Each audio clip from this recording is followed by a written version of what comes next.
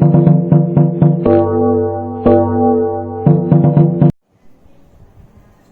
Morning વિદ્યાર્થી મિત્રો, હું દીપ પટેલ નેશનલ ઇન્સ્ટિટ્યૂટમાં આપનું ખૂબ જ હાર્દિક સ્વાગત કરું છું.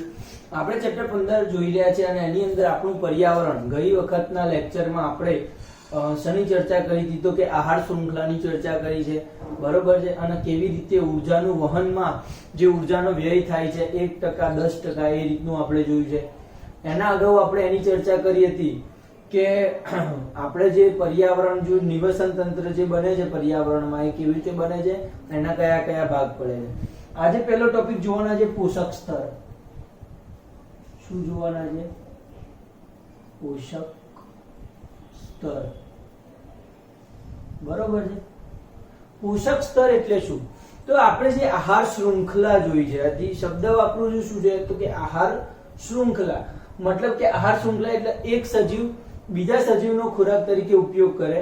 આમ પ્રત્યેક જૈવિક સ્તર પર સજીવો એકબીજાનો ઉપયોગ કરી અને જે શૃંખલા બનાવે છે એને શું કહીએ છીએ? આપણે આહાર શૃંખલા કહીએ છીએ, બરોબર છે. એ દરેક આહાર શૃંખલાના જે ચરણ હોય છે કે જ્યાં ઉર્જાનું સ્થાનાંતરણ થાય છે એને પોષક સ્તર કહીશું, બરોબર છે. આહાર શૃંખલામાં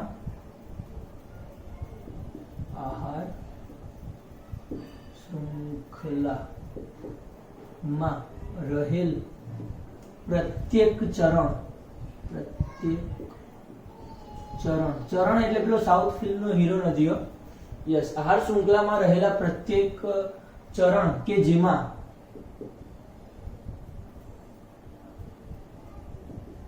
ઉર્જાનું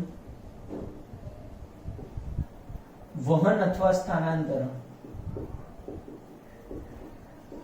થાય છે, તે પ્રત્યેક ચરણને આપણે શું કહીશું? તે ચરણને પોષક સ્તર કહે છે. ધ્યાન રાખજો, જે એસક્યુ પૂછાઈ રહ્યા છે આ ચેપ્ટર માંથી, એની અંદર એમસીક્યુ માં શોર્ટ ક્વેશ્ચનમાં એમસીક્યુ પૂછાવાની જગ્યાએ એક બે વાક્યનો જે લાસ્ટ ટોપિક આવે છે 4 ક્વેશ્ચન, એમાં ખાસ પૂછાતો હોય છે આ ટોપિક. મતલબ એમ ધ્યાન રાખવાનું કે આ ક્વેશ્ચન એક બે વાક્યમાં પૂછાવાના છે. મતલબ કે વ્યાખ્યાઓ આ ચેપ્ટરમાંથી સૌથી વધારે પૂછાવાની સંભાવના છે, એટલે મગજમાં ક્લિયર રાખજો વ્યાખ્યાઓ દરેક. પોષક સ્તર એટલે શું છે? તો કે આહાર શૃંખલા જે આપણે તૈયાર કરી હતી એનું જે દરેક ચરણ જે છે, જેમ કે ઉત્પાદકો, પછી એના પછી પ્રથમ ઉપભોક્તા, દ્વિતીય ઉપભોક્તા, બરોબર છે, શાકાહારી પ્રાણીઓ, માંસાહારી પ્રાણીઓ, ઉચ્ચ માંસાહારી પ્રાણીઓ, કે જેમાં ઉર્જાના વહનનું સ્થાનાંતરણ થાય છે. પ્રત્યેક ચરણને આપણે શું કહીશું?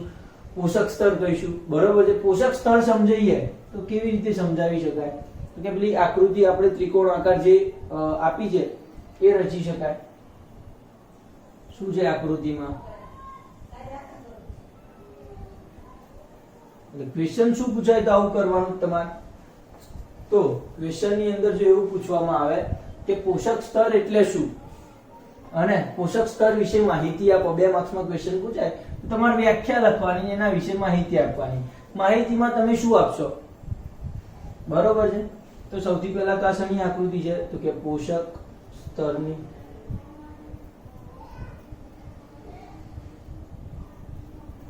સૌથી નીચલું પોષક સ્તર કયું હોઈ શકે? વિચારીને આપો આન્સર.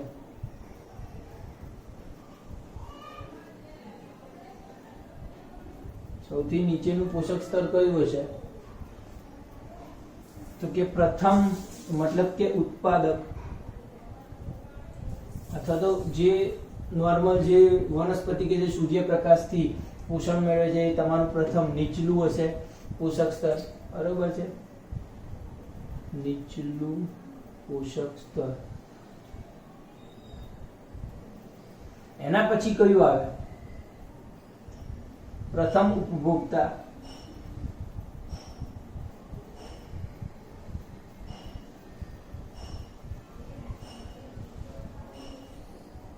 પછી આવે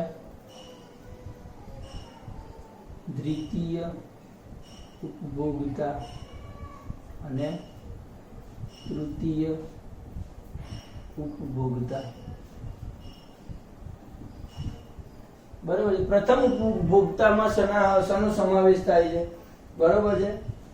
તો એમાં પ્રથમ ઉપભોક્તાઓમાં આપણે જે તૃણાહારી પ્રાણીઓ લઈએ કે જે ઉત્પાદકનો મતલબ કે શાકાહારી પ્રાણીઓ, આમાં કેવા પ્રાણીઓ આવે દ્વિતીયમાં? તો નાના માંસાહારી પ્રાણીઓ. આમાં કેવા આવશે? મોટા માંસાહારી પ્રાણીઓ. તો આ રીતે આહાર શૃંખલા ચાલ્યા કરે છે. બરોબર છે. પ્રથમ ને અહીંયા પ્રાથમિક ઉપભોગીઓ પણ કહે છે. બરોબર છે, એનું ધ્યાન રાખજો. એટલે કે દરેક પોષક સ્તરમાં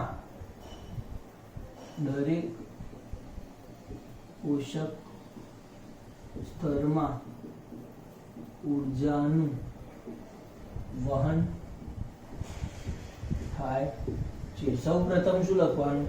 તો કે પહેલો મુદ્દો કે સૌથી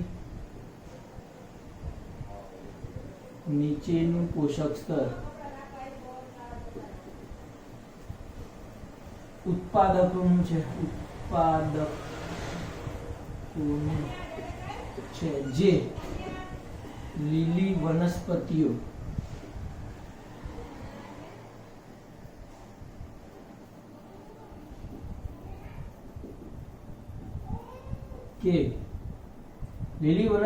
કે જે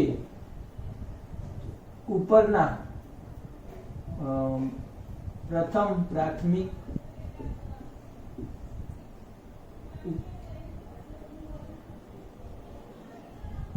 ભોગીઓ માટે ખોરાકનો સંચય કરે છે. પછી બીજું શું છે? આ બીજું ઉત્પાદક અહીંયા આવી ગયું. પછી બીજો મુદ્દો એવું લખાય કે જે આ પ્રાથમિક ભોગીઓનો ખોરાક તરીકે દ્વિતીય ઉપભોગીઓ ઉપયોગ કરે છે. પ્રાથમિક ઉપભોગીઓમાં તમે લખી શકો તૃણાહારી અથવા તો શાકાહારી, અને દ્વિતીય ઉપભોગીઓમાં તમે લખી શકો કે નાના માંસાહારી. ઓળે. અને ત્રીજો મુદ્દો શું લખાય? કે દ્વિતીય ઉપભોગીઓનો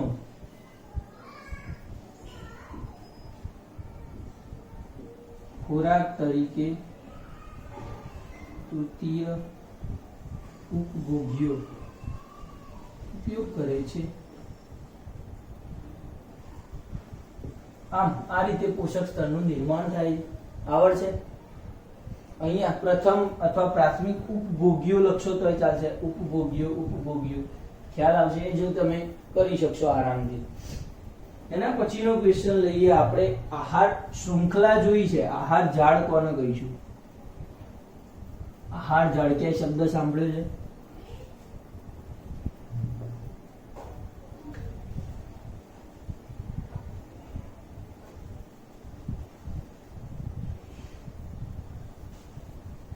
એટલે કે આહાર ઝાડ એટલે કે એક પ્રકારની આહાર શૃંખલા જ છે, પણ એ થોડીક લાંબી અને જટિલ વ્યવસ્થા ધરાવે છે.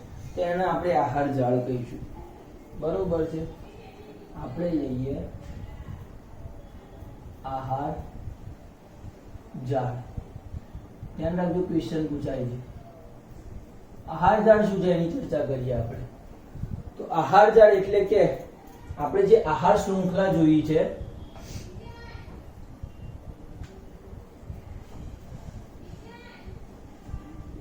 આહાર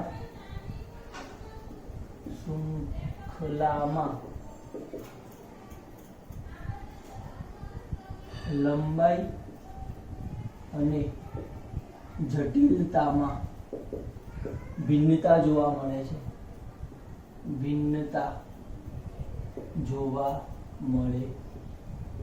છે. આહાર શૃંખલા જે હોય ને એની લંબાઈ અને જટિલતામાં ભિન્નતા, મતલબ કે આહાર શૃંખલા જે આપણે દોરી હતી તેની લંબાઈ સરખી હોય એવું જરૂરી નથી. મતલબ કે અમુક જે હોય કે તૃણાહારી પેલા ઘાસ કે વનસ્પતિ હોય એના તૃણાહારી પ્રાણીઓ ખાય અને એના કોઈ માંસાહારી પ્રાણીઓ ખાય તો એ નાની થાય આહાર શૃંખલા. પછી જો કોઈ ઘાસ હોય એના તીતી ગોળો ખાય, એના દેડકો ખાય, દેડકાના સાપ ખાય, સાપના સમડી ખાય તો એ થોડી લાંબી આહાર શૃંખલા. તો એની લંબાઈ અને જટિલતામાં આહાર શૃંખલામાં તમે ફેરફાર જોઈ શકો છો, બરોબર છે. એ રીતે એના પછીનો મુદ્દો એ આવે કે આ પ્રત્યેક આહાર શૃંખલામાં રહેલા દરેક સજીવો આ આહાર શૃંખલામાં રહેલા દરેક સજીવો બે કે બેથી વધુ સજીવોના આહાર તરીકે ઉપયોગી બને છે.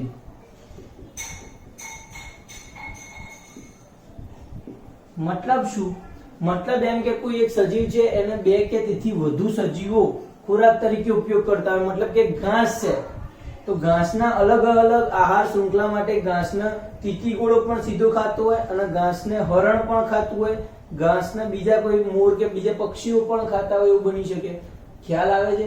મતલબ કે એક નાની એક જ સજીવના બે કે બેથી વધુ સજીવો આહાર તરીકે ઉપયોગી બને છે અને આ રીતે તમારી જે આહાર શૃંખલા છે એ વધુ ને વધુ જટિલ બનતી જાય છે, બરોબર છે. આમ આહાર શૃંખલામાં એક જાળીરૂપ રચના બને છે.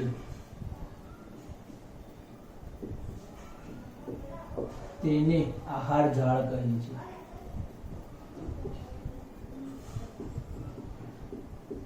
શું કહે છે? જાળીરૂપ જે રચના બની છે એને આહાર જાળ કહે છે, બરોબર છે.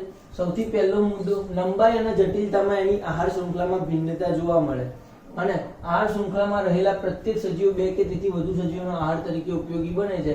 આમ આહાર શૃંખલામાં એક જાળીરૂપ રચના બને છે એને આપણે આહાર જાળ કહીશું. એટલે આ મગજમાં આવવું જોઈએ તમારે. આહાર જાળ, આહાર શૃંખલા અને આહાર જાળમાં શું ફરક પડે છે? તો તમે આપણે ચોપડીમાં આકૃતિ આપેલી છે તો આકૃતિ જોઈ શકો છો કે આહાર જાળ કેવી હોય તો કે એક નોર્મલ રચના છે, સીધી રચના છે, બરોબર છે. એમાં વધારાની અટકળો આવતી નથી, બરોબર છે. એક પ્રાણી સાથે એક પ્રાણી કનેક્શનમાં છે. જ્યારે આહાર જાળ જુઓ તેમાં એક પ્રાણી સાથે એક બે કે તેથી વધુ પ્રાણીઓ કનેક્ટેડ છે અને એક ગૂંચળામય જોડાણ બનાવે છે, બરોબર છે. બીજું એક વાત કે આહાર શૃંખલા જે છે એમાં કોઈ એક સજીવ વચ્ચે મૃત્યુ પામે તો આખી આહાર શૃંખલા તૂટી જાય, બરોબર છે. મતલબ કે એક સજીવને ધારો કે કોઈ વચ્ચેનું કોઈ તૃણાહારી પ્રાણીઓનું જે સજીવ છે કે જે ઘાસ ખાતા હોય એવા શાકાહારી પ્રાણીઓ, એ સજીવોને જો આહાર શૃંખલામાંથી કાઢી નાખવામાં આવે તો શું થશે? તો આહાર શૃંખલા છે તૂટી જશે. જ્યારે આહાર જાળમાં કોઈ એક સજીવને કાઢી નાખવામાં આવે તો આખી શૃંખલામાં કોઈ ફેરફાર પડવાનો નથી. તો એટલો ફરક છે આહાર જાળ અને આહાર શૃંખલામાં. બંનેની વ્યાખ્યા અલગ અલગ છે. ગઈકાલે આહાર શૃંખલા ચલાવી હતી, અત્યારે આહાર જાળ છે, ધ્યાન રાખજો, બરોબર છે. આગળ જોવાના છે ઉર્જાનું વહન, બરોબર છે. શું જોવાના છે? ઉર્જાનું વહન.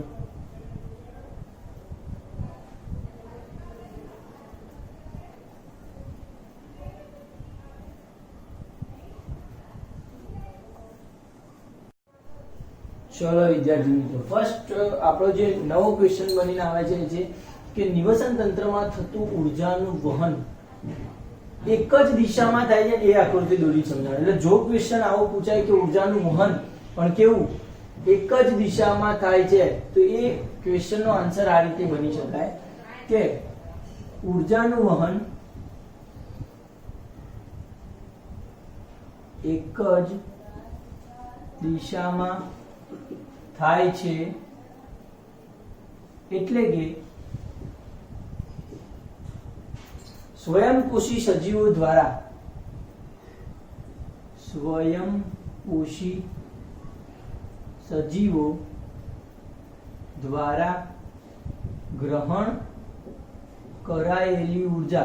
ગ્રહણ કરાયેલી ઉર્જા ફરીથી સ્વયંપોષી સજીવો દ્વારા ગ્રહણ કરાયેલી ઉર્જા ફરીથી સૌર ઉર્જામાં રૂપાંતરિત કરી શકાતી નથી. સૌર ઉર્જામાં રૂપાંતરિત કરી શકાતી નથી કે તૃણાહારી પ્રાણીઓ દ્વારા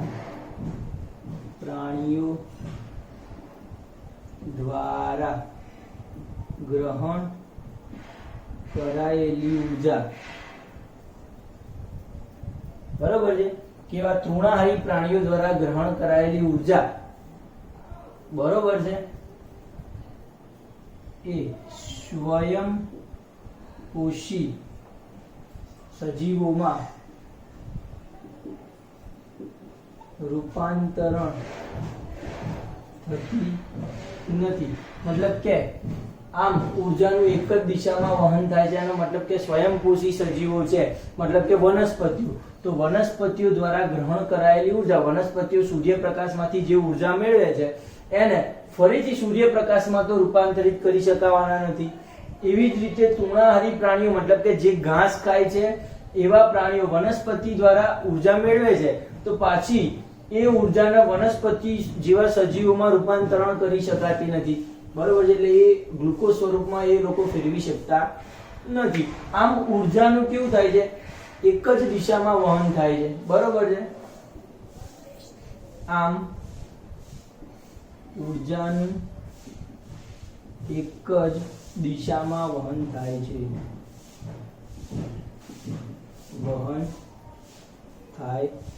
બીજો મુદ્દો પણ એન્ટિક છે. બીજો મુદ્દો શું છે કે જ્યારે વિવિધ પોષક સ્તરોમાં ઉર્જાનું સ્થાનાંતરણ થાય છે ત્યારે ઉર્જાનો વ્યય પણ વધુ માત્રામાં થાય છે.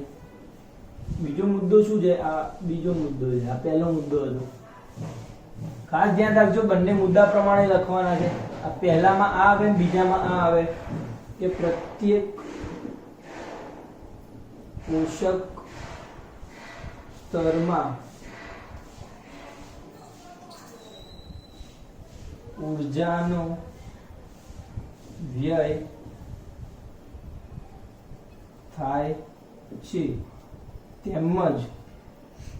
તેમજ પ્રત્યેક પોષક સ્તરમાં રસાયણો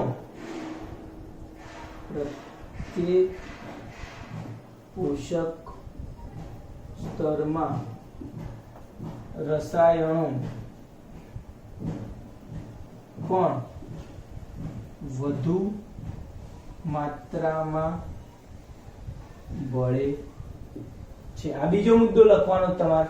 શું લખશો બીજો મુદ્દો? કે પ્રત્યેક પોષક સ્તરમાં ઉર્જાનો વ્યય થાય છે, તેમજ પ્રત્યેક પોષક સ્તરમાં રસાયણો પણ વધુ માત્રામાં ભળે છે, એવું કહી શકાય. તો આ નિવસન તંત્રમાં થતું ઉર્જાનું વહન છે, બરોબર છે. આકૃતિ દોરીને તમને સમજાવવાનું છે. સૌથી પહેલો મુદ્દો તમે ફરીથી એકવાર વાંચી શકો કે ઉર્જાનું વહન એક જ દિશામાં. એટલે જો એક વખત આપણે સ્વયંપોષી સજીવોમાં રૂપાંતર થઈ ગયું હોય તો પછી સૌર ઉર્જામાં ના થાય, અને એક વાર તૃણાહારીમાં આવી ગયા પછી પાછું સ્વયંપોષીમાં ના જાય, બરોબર છે. તો આ રીતે ઉર્જાનું વહન એક જ દિશામાં થાય છે. બીજો મુદ્દો શું છે કે જ્યારે એક જ દિશામાં ઉર્જાનું જ્યારે સ્થાનાંતરણ થતું હોય છે ત્યારે પ્રત્યેક પોષક સ્તરમાં ઉર્જાનો વ્યય પણ થાય છે, અને દરેક પોષક સ્તરમાં રસાયણો પણ વધુ માત્રામાં ભળે છે. ધ્યાન રાખજો આ વસ્તુ. રસાયણો જે ભળે છે ને એનો આખો એક ટોપિક લઈશું આપણે બીજા મુદ્દાનો, અને એને જૈવિક વિશાલન કહીશું. ખ્યાલ આવે છે? આવડવું જોઈએ. મતલબ કે આ ધ્યાન રાખજો, આ બીજા મુદ્દામાં શું ખાસ શબ્દ આવવો જોઈએ? પ્રત્યેક પોષક સ્તરમાં રસાયણો વધુ માત્રામાં ભળે છે અને ઉર્જાનો વ્યય થાય છે. આ બે મુદ્દાઓ, બરોબર છે. ઉર્જાનું વહન આ રીતે થાય કે પણ વ્યય પણ થાય અને રસાયણો પણ વધુ માત્રામાં ભળે છે, કે જે ખૂબ જ નુકસાનકારક હોય છે, બરોબર છે. આ રહ્યો એનો ચાર્ટ, આકૃતિ આની આ રહી નિવસન તંત્રમાં. સૌથી પહેલો સૂર્યપ્રકાશ છે. સૂર્યપ્રકાશમાંથી આ રીતે એરો દર્શાવવાનું. સૂર્યપ્રકાશ છે નીચલું શું કહેવાય? નીચેનું નિવસન તંત્ર કહેવાય છે. સૌથી નીચેનો ભાગ છે નિવસન તંત્રનું, સૌથી નીચેનું ચરણ છે, એટલે સૌથી મોટું હશે, બરોબર છે. આમાં પણ એના કરતા થોડુંક નાનું બતાવવાનું છે, અને એમાં લીલી વનસ્પતિ સૂર્યપ્રકાશનો ઉપયોગ કરી, એમાંથી પછી સૂર્યપ્રકાશ કન્વર્ટ થવાનો નથી, આમ એક જ દિશામાં વહન થશે. પછી લીલી વનસ્પતિઓ એટલે કે ઉત્પાદકો, આપણે એને નામ આપ્યું. જે ઉત્પાદકોનો ઉપયોગ કોણ કરે છે? તૃણાહારી પ્રાણીઓ. તૃણાહારી પ્રાણીઓ મતલબ કે જે ઘાસ અને વનસ્પતિ ખાતા હોય. એવા પ્રાણીઓને માંસાહારી પ્રાણીઓ ખાય અને આ માંસાહારી પ્રાણીઓને ઉચ્ચ કક્ષાના માંસાહારી પ્રાણીઓ ખાય.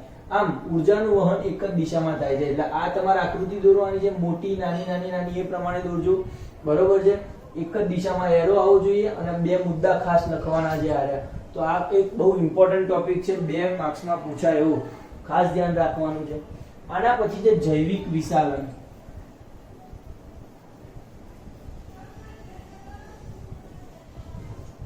શું છે આના પછીનો મુદ્દો? જૈવિક વિશાલન.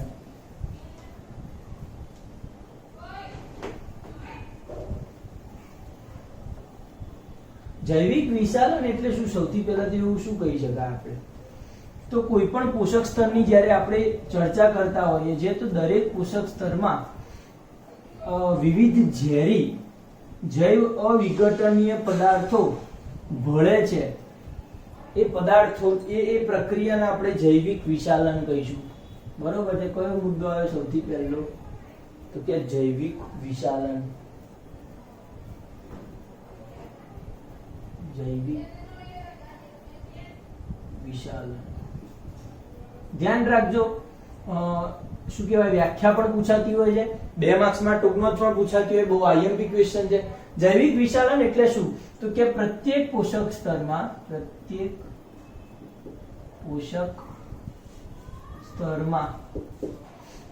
શું થાય છે? તો કે ઝેરી જૈવ અવિઘટનીય પદાર્થો દરેક સજીવોમાં સંચય પામે છે.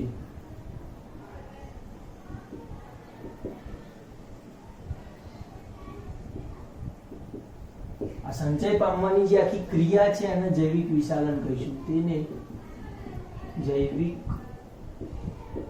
વિશાલન કહે. જૈવિક એટલે કે જીવોમાં, વિશાલન એટલે કે વિષ મળે છે, એટલે કે ઝેર અંદર શરીરમાં આવે છે, સજીવોમાં સંચય પામે છે અને એને આપણે જૈવિક વિશાલન કહીશું. સાદી ભાષામાં ટોપિક વાઇઝ લખીશ, તમે એને વાક્ય પ્રમાણે કન્વર્ટ કરી દેજો. ટોપિક વાઇઝ શું લખી શકાય જૈવિક વિશાલનને? તો સૌથી સાદી ભાષામાં કે જ્યારે આપણે ખેતરમાં અથવા તો જમીનમાં ખાતર તરીકે રસાયણોનો ઉપયોગ કરવામાં આવે છે, બરોબર છે. ખેતરમાં રસાયણ ખાતર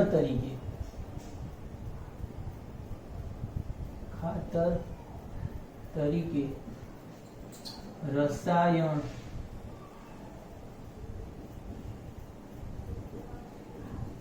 ઉપયોગ કરવામાં આવે.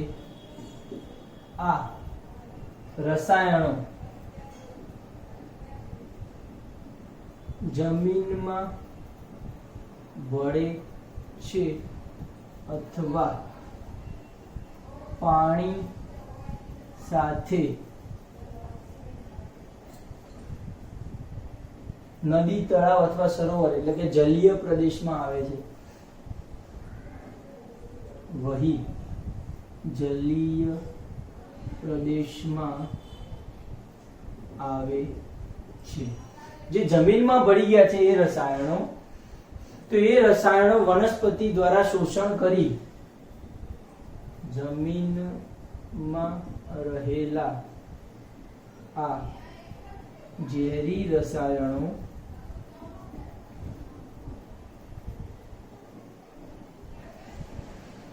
વનસ્પતિમાં ખનિજ દ્રવ્યોની સાથે આવે છે, બરોબર છે. અને જલીય વનસ્પતિ પણ આજે જલીય પ્રદેશમાં ગયા હતા એ રસાયણ જલીય વનસ્પતિ દ્વારા પણ ઝેરી રસાયણનો સંચય થાય છે, બરોબર છે. અને મનુષ્ય સૌથી પ્રાથમિક સ્તરે હોવાથી આ રસાયણો સૌથી વધુ સંચય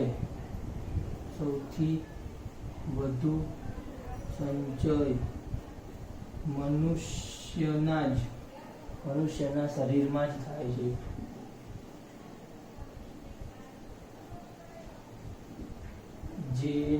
જે ખૂબ નુકસાનકારક હોય છે.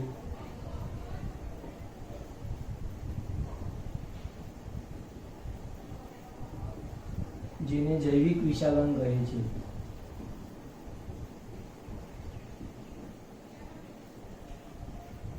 વિવિધ શાકભાજી ફળો વગેરેમાં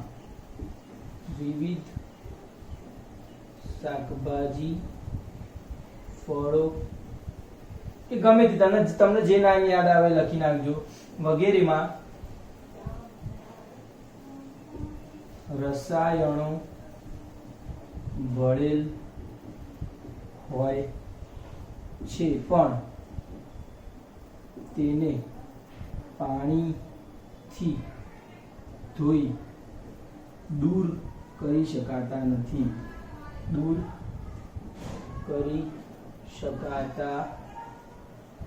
આવડે એવી વાત હતી. જૈવિક વિષાલન એટલે શું?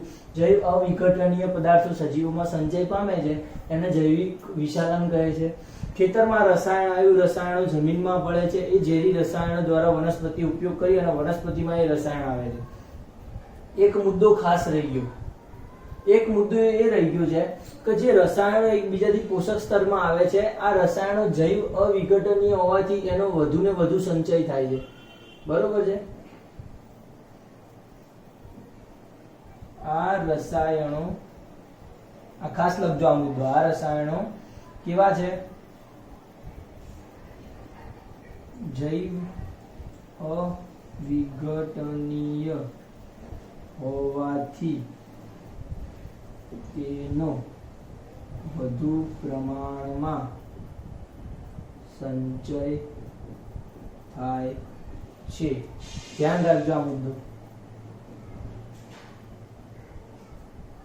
બરોબર વાત છે.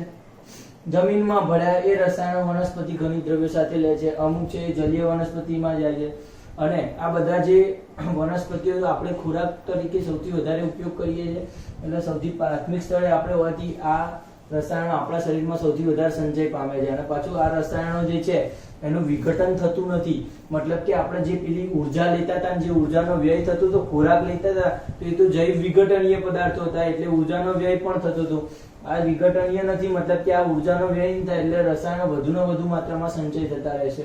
અને જે ખૂબ નુકસાનકારક હોય છે એને જૈવિક વિષાલન કહે છે. બરોબર છે? જેમ કે શાકભાજી અને ફળમાં જો આવા રસાયણ આવ્યા હોય તો એને ધોઈને દૂર ના કરી શકાય, કારણ કે ઉપરના ચોટેલા હોય રસાયણો, એ રસાયણો એની અંદર જ હોય છે. બરોબર છે? અને જે ખોરાકને બહુ જ પ્રદૂષિત કરે છે. અને આપણે અત્યારના જમાનામાં જૈવિક વિષાલન એ ખૂબ અગત્યનો ટોપિક થઈ ગયો છે, કારણ કે કોઈ પણ વસ્તુ લેવા જઈએ તો રસાયણો વગર એનું ઉત્પાદન પણ નથી થતું અને રસાયણો વગર આપણને ખાવા પણ પ્રાપ્ત નથી થતી. બરોબર છે?